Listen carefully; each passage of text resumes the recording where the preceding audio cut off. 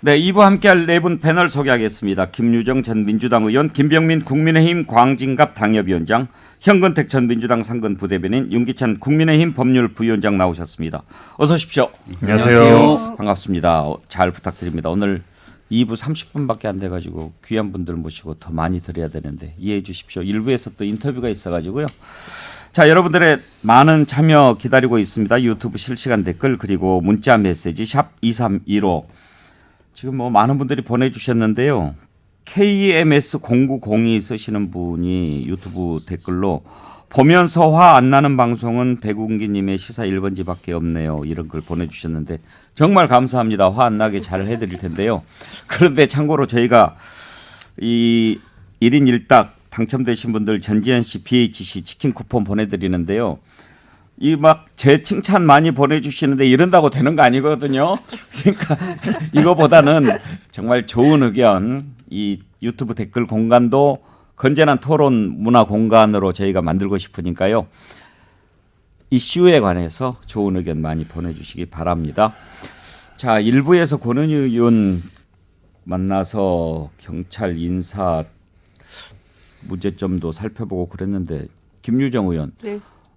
대통령 처음 해보는 거라서 그렇긴 하겠지만은 처음 있는 일들이 너무 많이 일어나요.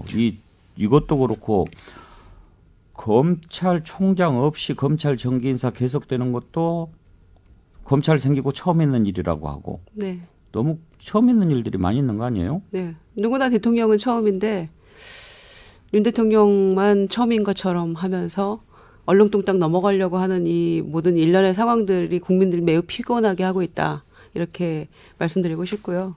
특히 검찰총 어제 이제 검사장급 뭐 포함해서 고위직 33명, 뭐 독립선언은 33인도 아니고 그거를 총장 없이 일시에 다 인사를 했는데요.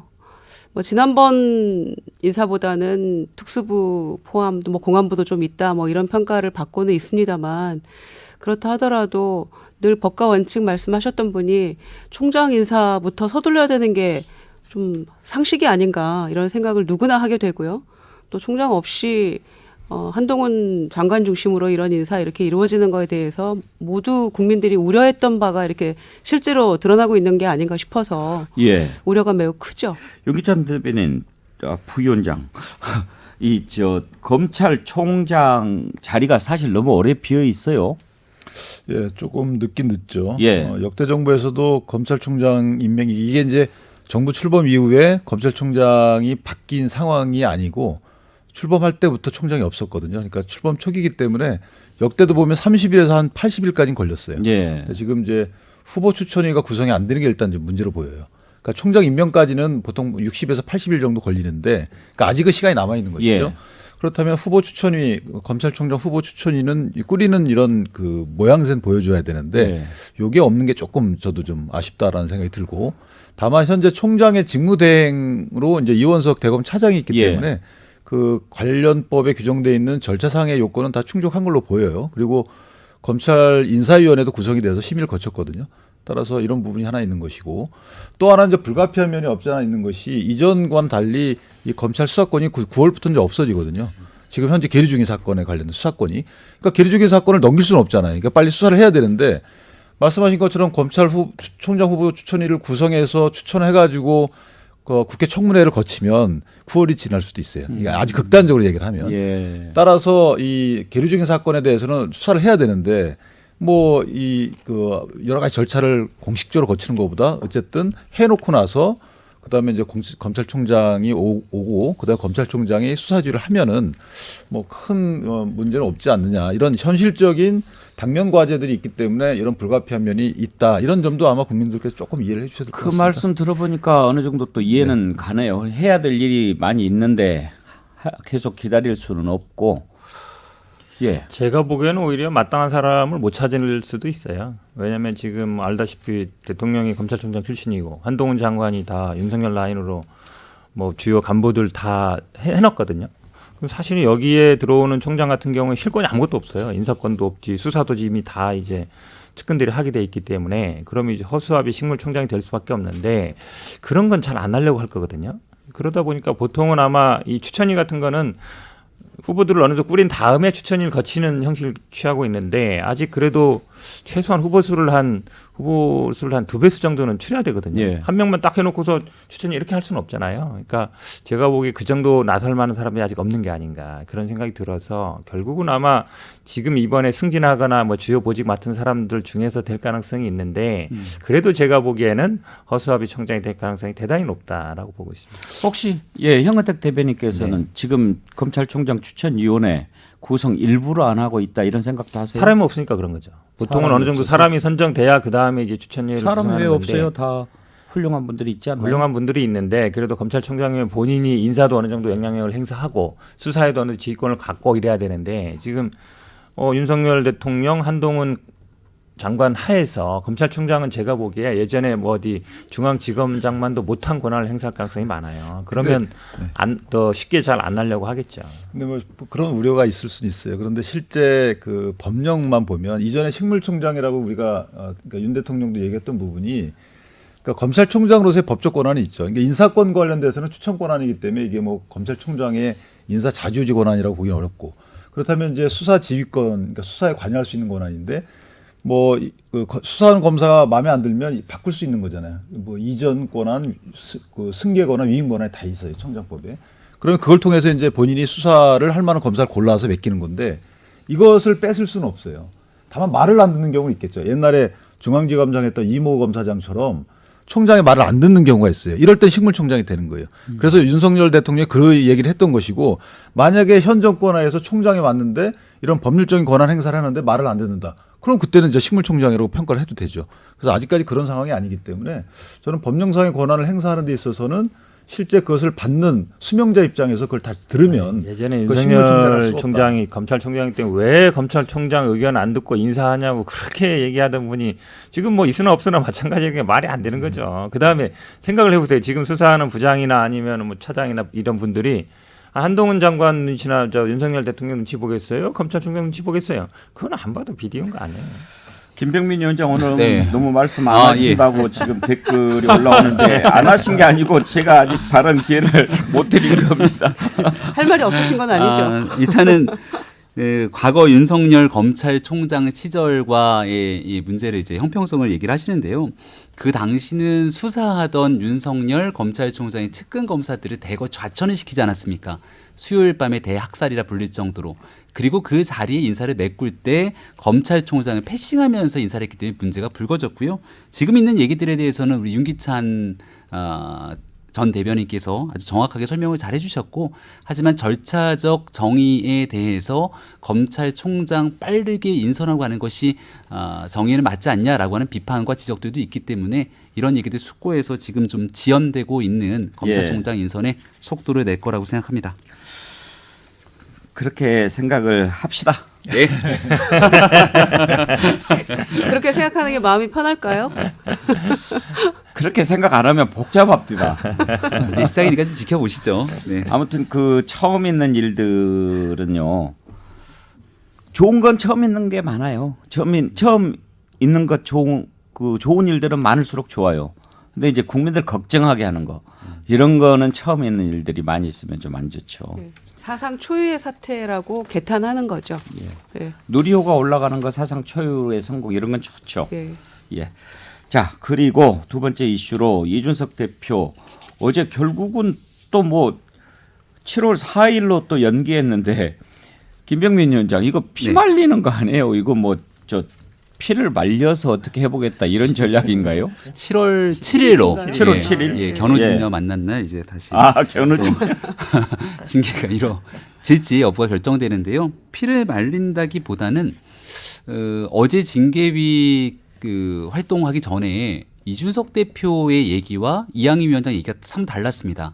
그러니까 윤리위원회에 출석해서 소명 조사하지 못하게 하는 건 아니냐라고 했지만 그 기회를 주기로 했다라고 하는 주장이 부딪혔고 사상 초유의 당대표 징계가 이루어지기 위해서는 최소한 이준석 대표에게 들어봐야 되는 것 아닙니까? 예. 그래서 이준석 대표 얘기를 듣기로 결정을 한 것 같아요. 아니 이준석 대표가 어저께 자기 얘기하려고 기다리고 있다고 그러던데 어제는 안 불러놓고 또 뭐 그렇게 7월 7일로 늦추면 그러니까 그 얘기가 이준석 대표 얘기와 이양희 위원장 얘기가 서로 엇갈렸던 것 같아요. 이준석 대표는 초창기에 내가 소명할 수 있는 기회를 안 줬다고 얘기했는데 예. 이양희 위원장 같은 경우는 그 기회를 주려고 했는데 여기서 서로 의견이 좀 충돌하고 있더라고요. 아니 어제 보니까 그 국회 네. 앞에 계속 서 있으면서 기자들한테 그러더라고요. 나 얘기하려고 기다리고 있다고 불러만 달라고. 그게 이제 바라보기에는 장소도 처음에 공개가 안 됐잖아요. 예. 어제 있었던 장면 중에 가장 상징적인 공간은 국회 본관의 228호 예. 국민의힘의 최고위원회가 개최되는 자리입니다. 거기에서 당대표 징계권에 관한 윤리위원회가 개최되니까 이준석 대표가 그 228호에서 쭉 나와서 돌아가면 당대표실이 있거든요. 그 당대표실에서 마지막 순간까지 버티고 있었고 그러면서 이제 어느 정도의 여론전들이 형성되는 분위기들이 있었다고 봐요. 중요한 건 이게 우리 당 구성원 모두에게 부담이 될 수밖에 없는 일이기 때문에 어제 9명 중에 8명이 출석을 했고 그중에 최대한 만장일치 의견을 모아가기로 했던 만큼 김철근 실장에 대한 얘기는 다 들었고 예. 이제 그 다음 이준석 대표의 소명 절차를 다 들은 뒤에 결정을 내리는 것으로 시간을 좀 연기한 게 아닌가 싶습니다. 근데 그 이준석 대표의 그런 발언은 맞지는 않아요. 왜냐하면 우리가 예. 통상 수사기관이 어떤 사람을 조사할 때 준비를 하고 부르잖아요. 예. 그때 가서 소명을 하는 것이지 예. 윤리위원회도 마찬가지예요. 본인들이 준비가 된 다음에 소명하십시오라고 하면 와서 소명하시는 것이지 본인이 그냥 나 이날 나갈게 이런 소명 절차는 없어요. 그러니까 예. 그 부분은 제가 보기에도 다소 조금 부적절한 발언 같고 오히려 이제 윤리위원회에서 김철근 전 당대표 예. 정무실장이 이분을 불러서 물어본 다음에 네. 그다음에 이제 그 소명 절차를 거치는 것이 통례라고 보여져요. 그래서 아마 윤리위원회가 징계를 양정을 정했는데 보니까 소명 절차를 거치지 않았다. 이런 큰 문제죠. 그런데 소명 절차를 언제 받을 것인지는 그건 윤리위원회에서 결정하는 것이지 이 대표가 결정하는 건 아니죠. 원래 그러면 어제 소명 절차 없이 뭐 징계를 결정한다 그런 얘기도 있었는데 만약에 그렇게 됐다면 잘못된 건가요? 그거는 이제 당원 당견이 있어요. 예. 왜냐하면 통상 소명 절차를 거치는데 만약에 제적위원 과반수가 이거 소명 절차 필요 없다, 명백하다, 예. 중대하다 이럴 경우에는 소명 절차 없이 할 수 있지만 당 대표잖아요. 그러니까 사실은 그런 시도는 저는 불가능했을 것으로 보고. 그다음 어제 안건이 이준석 대표 하나만 있었던 게 아니고 5건 있었어요. 그러니까 이전에 왜 그 방역 지침 위반했던 의원들 이거 있었고 그다음에 뭐 연모 의원, 김모 의원 이게 5건 있었거든요. 그러니까 이 대표에 대한 이 징계에 관련된 심사를 한 것은 아니다. 그래서 시간이 좀 오래 걸렸다. 저는 좀 이해하기가 잠깐만요. 어려운데. 법률가시니까 한 가지만 좀 더 여쭤보고 현근택 대변인 얘기 들어보죠.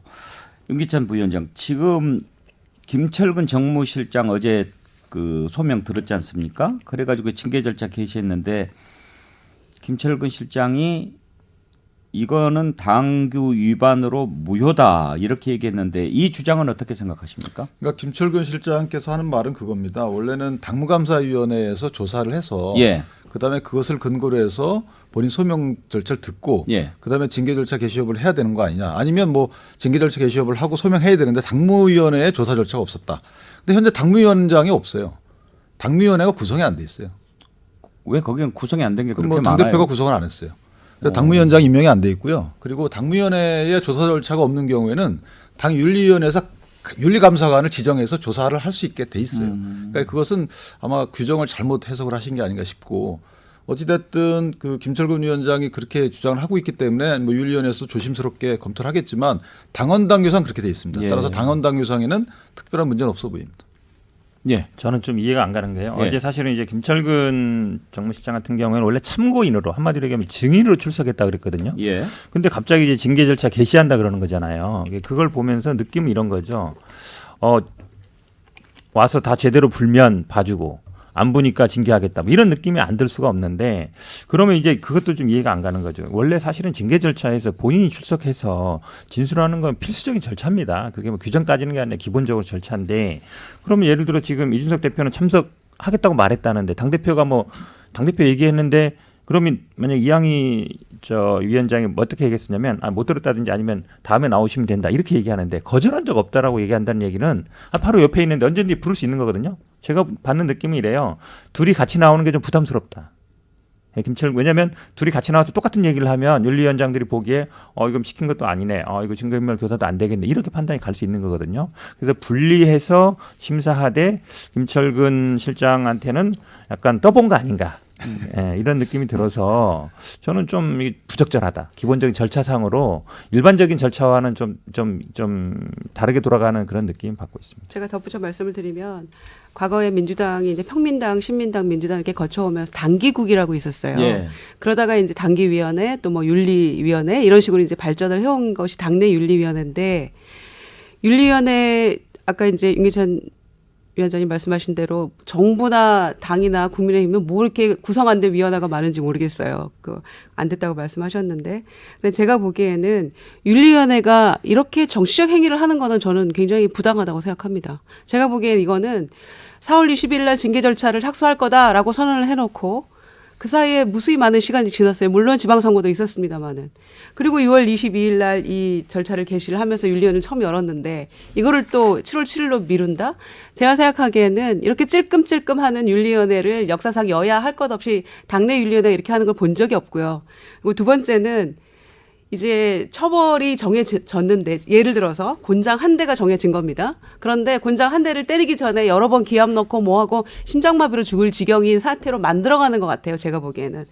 그리고 당내 그 당 대표가 어쨌거나 두 번의 전국선거에서 굉장한 공헌을 한 당대표인데 저도 물론 대선 때 여러 가지 이준석 대표의 행태에 대해서 비판도 많이 했던 사람입니다마는 이 당대표를 두고 이렇게 모욕 주기로 몇 달을 끌어간다. 그리고 그 사이에 이양희 위원장은 또 외국도 다녀오시고 그리고 아까 다른 건들도 있었다고 말씀하십니다만 국민들 관심 없죠. 기자들도 관심 없고 오로지 이준석 대표의 포커스가 맞춰져 있는 이 상황에 대해서 이걸 이렇게 또 미룬다? 그러면은 당내 분란은 말할 것도 없고 정치적 혼란도 매우 저는 커질 거라고 생각하고요. 결코 이게 국민의힘에 도움이 되는 일인가? 뭐 민주당으로서는 뭐 크게 나쁘지는 않습니다만 이렇게 하는 거는 처음 봤기 때문에 저는 윤리가 이렇게 정치적 행위를 할 수 있나? 왜 빨리빨리 안 하는 거죠? 예. 빨리빨리 불러 소명 듣고 해야죠. 지금 물증이 없기 때문에 이렇게 하는 것이고 품위유지 위반이다 또는 뭐 증거인멸 교사 이 부분에 대해서 뭐 예. 혐의를 두고 하는 거라는데 그래서 남해당 저는 얘기니까 그 김유정 정도 하시죠. 의원님께서는 네. 이준석 대표에 대한 징계를 안 하는 것이 맞다. 지금 하고 있는 게 정치적 행위이기 때문에라고 생각을 아니요, 하신 징계 거죠. 여부는 윤리에서 결론 나는 대로 나는 거겠지만 좀 속도감 있게 하는 게 맞다 이런 거죠. 이렇게 미루고 4월에 얘기를 해서 그 얘기를 꺼내놓고 두 달 있다 이렇게 하고 김병민 위원장께서는 이런 건 징계하는 문제 게 있는 맞다. 거죠. 거기에 대해서는 판단의 여부는 윤리위가 하는 것인데 제가 봤을 때 윤리위가 정치행위를 한다라고 비춰지기 좀 어려움이 있어 보여서 말씀을 드리는 정치행위 거예요. 아니다. 그렇죠. 왜냐하면 윤리위원회가 하는 얘기가 하나가 나오면 거기에 대해서 이준석 대표가 또 강하게 윤리위원회에서 문제를 제기하고 상호 간의 의견 충돌이 일어나고 있는 거거든요. 이렇게 합시다. 이제 시간이 한 네. 4분 정도밖에 안 남았는데 정말 궁금한 거 윤리위원회에 이런 움직임 뒤에 배후가 있다 없다 어느 쪽일까요? 저는 없다. 없다. 김유정 의원은 저는 있다고 생각합니다. 이거 의심해봐야 되고요. 기자들이 질문해야 아마 된다고 제가 보기에는 생각합니다. 2대2 나올 것 같아요. 아니, 근데 왜냐하면 한마디로 꼭 드리고 싶은 게 윤리위원회 입장에서는 되게 억울할 수도 있는 게 이거를 아무것도 없던 것처럼 할 수도 없는 상황이잖아요. 이미 드러나서 7억에 대한 각서 등이 있으니까. 전 김철군 위원장이랑 같이 당협위원장을 하니까 같이 알고 지내는 사람이어서 말하기가 불편함에도 불구하고 이미 유튜브 방송으로 드러나 있는 건이 있으니까 윤리위에서는 뭐라도 해야 됩니다. 근데 하려고 하는 순간 윤리위에 대한 정치적 공격이 굉장히 거세고 있기 때문에 판단 과정에서 어려운 상황에 지금 놓여져 있는 것도 맞거든요. 자, 있다 없다면 그러면 김유정 의원께서는 이준석과 윤핵관의 대결이다. 저는 그렇게 봅니다. 윤기찬 대변인 이렇게 아니, 근데 생각하는 이해가- 사람들이 있어요. 자, 이게 사실 그 당대표가 아니고 그럼 개인 이준석이거나 개인 예. 윤기찬이 윤리위원회 회부가 됐다고 쳐요. 똑같은 사안으로. 예. 공정하게 해야 되면 당대표 신분이라는 거를 망각하고 해야 되는 거 아니겠어요? 근데 지금 이런 사안이 벌어졌을 때 윤리위원회에서 심사를 하는 과정이 만약에 뭐 신속히 했다거나 또는 뭐 이걸 어떻게 했다거나 아니 당대표하고 평등하라고 똑같이 돼야죠. 그런 측면에서 공정한 측면에서 보면 이것을 뭐 배후에 무슨 세력이 있다라고 이런 시각 갖는 것 자체가 당대표 입장에서 보면 왜곡된 거죠. 예. 또 하나는 이게 누군가가 문제 제기를 한 것이 아니라 당위에서 문제 제기를 했던 것이. 그래서 일각의 당원 그룹이 징계 개시를 요청한 것이기 때문에 이 부분은 글쎄요. 저는 그렇게 보는 시각 자체가 예. 윤리위원회의 외압을 행사하는 것이고 마지막으로 이양희 윤리위원장은 이준석 대표가 임명을 한 사람이에요. 예. 그리고 둘이 비대위원을 같이 했고 따라서 오히려 편파적이다라고 이준석 대표한테 유리하게 하면 됐지. 이게 저는 진짜 그것은 어떻게 보면 프레임인 것 같아요. 아니, 대표가 임명했다고 그 조시장 그쵸. 입장이 뭐 지금까지 같다 이렇게 규정하기는 어렵고요. 그러니까 그런 정치적 어떤 의심을 받지 않으려면 임명권자하고 임명된 사람하고 끝까지 가는 거는 아닌 것 같습니다. 내가 네. 위원장님 아마 역사를 보면 더 좋은 데 있다가 아마 윤리위원장 맡으셨다고 예전 들은 것 속도감 같아요. 있게 가는 게 오히려 이런- 좀 더 상했다 이런 네, 얘기. 자, 그럼 이런 세 번째 질문. 없애는 네. 네. 뭐 이런저런 얘기가 막 나옵니다. 이준석 대표가 결국은 이제 뭐 징계하고 정말 분개해서 신당을 만들 거다 뭐 이런 얘기도 나오는데 신당 가능성 있다 없다. 저는 없다고 봅니다. 예, 네, 그 안에서 아마 싸울 거예요 계속. 그래요. 능력이 부족해서 안 될 것 같습니까? 아니면은 아니 그 전에 찬바람 맞아봤잖아요. 밖에 나가서 힘든 생활 해봤기 때문에 예. 한번 나가서 찬바람 맞은 사람은 또 하기 쉽지 않거든요. 그 정도까지는 안 갈 거다. 근데 안에서 싸울 수 있는 방법이 뭐가 있을까요? 제가 보기에는 아마 뭐 대표 잘라내기 쉽지 않을 거예요. 지금 구조상. 왜냐하면 이렇게 질질 끈다는 얘기는 쉽게 못한다는 얘기거든요. 잘라내는 게 아니라니까요. 제 오히려 얘기가 조금 하면 이준석 의도를 대표 자꾸 넣어. 이준석 대표가 가장 중시하는 게 실력주의잖아요. 예. 본인이 전당대회에서 당원의 선택으로 당 대표가 됐고 아마 이 임기 중간에 이준석 대표가 불미스러운 이유로 중도 하차하는 일은 저는 별로 발생하지 않을 거라 생각합니다. 그럼 결국 내년 봄 정도에 열리는 전당대회 때 이준석 대표가 또 나오거나 혹은 이준석 대표와 함께 정치하는 사람들이 전당대회에 출마할 가능성이 높을 텐데 그 전대에서 당원들과 국민의 선택을 받는 게 그게 이 대표가 얘기하는 실력주의예요. 아, 그거로 6월인데 결정될 거다. 왜 봄이에요? 또 초에 한다 그래. 6월 달이고 그래서 7월에 전당대회는 6월 전에 봄부터 시작이 되는 거죠. 김병민 위원장께서는 이제 이준석 대표하고 미리 자른 건 아니고. 같이 이렇게 쭉 좀 지켜보시면서 한 생활을 10년 됐죠. 했지 네. 않습니까? 지난번에 이준석 대표가 이제는 자기 정치하겠다 그런 얘기 했지 않습니까? 네. 그건 어떤 의미로 들으셨어요? 즉흥적인 발언인 것 같은데요.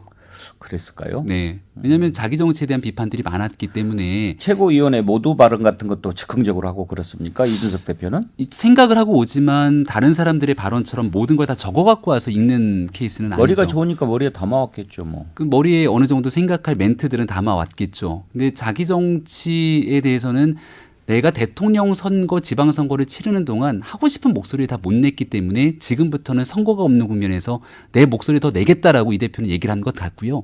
다만 이 대표와 반대해서 별로 좋아하지 않는 분들이 봤을 때는 대통령 선거에서 충분히 자기 목소리 냈으면서 무슨 소리냐 이렇게 얘기하는 사람들도 많기 때문에 이 대표의 얘기에 대해서는 다 저마다 해석이 다를 수밖에 없습니다. 일단 오늘 국민의힘에 계신 두 분께서는 뭐 그런 배후가 있지 않다. 뭐 그렇게 볼 이유가 없다. 그렇게 얘기를 하시니까 일단 뭐 그렇게 제가 이해를 하겠습니다만. 그게 그럴 이유가 없어요. 왜냐하면 이준석 대표가 내년 전당대회 이전에 당대표직을 내려놓는 것이 유리한 국면이 전혀 없어요. 그렇기 때문에 배후에 쓸 리가 없는 것이죠. 알겠습니다. 오늘은 또 이 정도 해야 되겠네요. 귀한 분 모시고 너무 짧았습니다. 오늘 댓글 당첨자 발표해야 됩니다. 어제 너무 빠르게 끝나가지고 당첨자를 못해서 오늘 발표해드렸는데 오늘의 당첨자는요.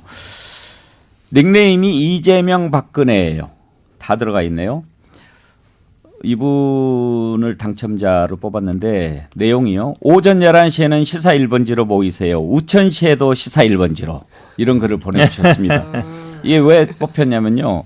얼마나 반가운 얘기냐면 이제 장마 아닙니까? 네. 매일 모여야 됩니다. 예, 이재명 박근혜 쓰신 분 BHC 치킨 쿠폰 보내드리도록 하겠습니다. 감사합니다. 오늘 또 반가운 소식이 하나 있습니다. 백운계 시사 1번지 유튜브 드디어 처음으로 구독자가 10,000명 오늘 돌파했네요. 100만 명 돌파하면 더 좋은 일 있습니다. 감사합니다.